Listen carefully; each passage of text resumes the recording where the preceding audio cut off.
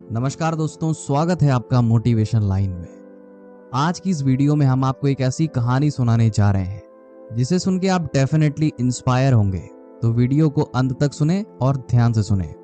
एक बार की बात है जब एक बड़ा सा बिजनेसमैन अपनी गाड़ी में एक गांव की तरफ जा रहा होता है। उस गांव में उसने बहुत ही सारी जमीनें खरीद रखी थी।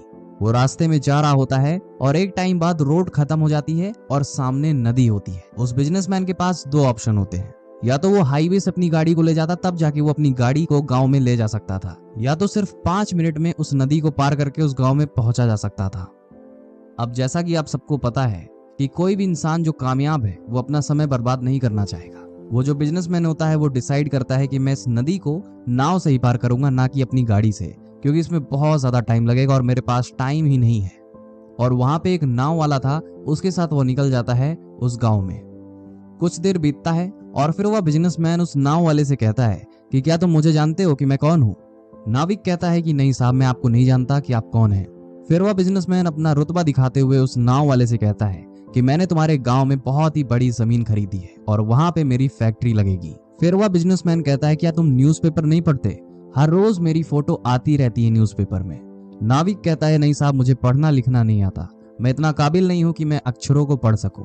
फिर वह बिजनेसमैन थोड़ा इरिटेट होकर कहता है कि तुम कैसे आदमी हो, तुम्हें पढ़ना लिखना नहीं आता, तुम अपना सर्वाइवल कैसे करते हो? ये सब सुनने के बाद उस नाविक को अच्छा तो नहीं लगा, लेकिन वो शांत रहा बेचारा। कुछ देर बाद वह बिजनेसमैन बताता है कि मैं तुम्हारे गांव में मिनरल वाटर का फैक्ट्री लगाने वाला हूँ। वह नाविक फिर कहता है कि ये मिनरल वाटर क्या होता है साहब, क्या आप मुझे बता सकते हैं? बिजनेसमैन गुस्सा के कहता है तुम्हें मिनरल वाटर भी नहीं पता?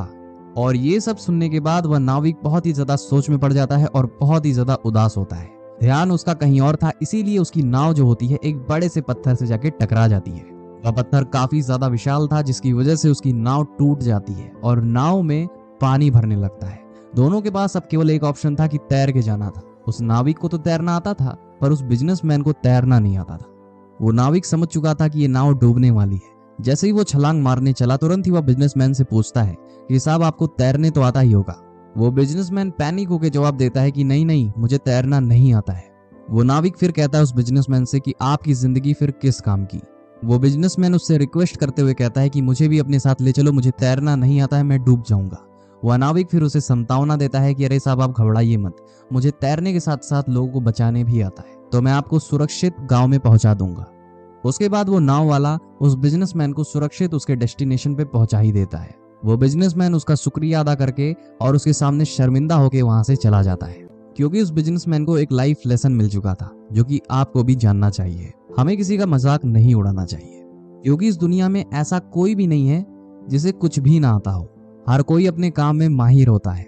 दोस्तों, अगर आपको ये स्टोरी पसंद आई हो तो ऐसी और स्टोरी सुनने के लिए आप सब्सक्राइब कर सकते हैं मोटिवेशन लाइन को। और अगर आप हमें इंस्टाग्राम पे सुन रहे हैं तो आप हमारे पेज को फॉलो कर सकते हैं। अभी के लिए शाइनिंग ऑफ, मोटिवेशन लाइन।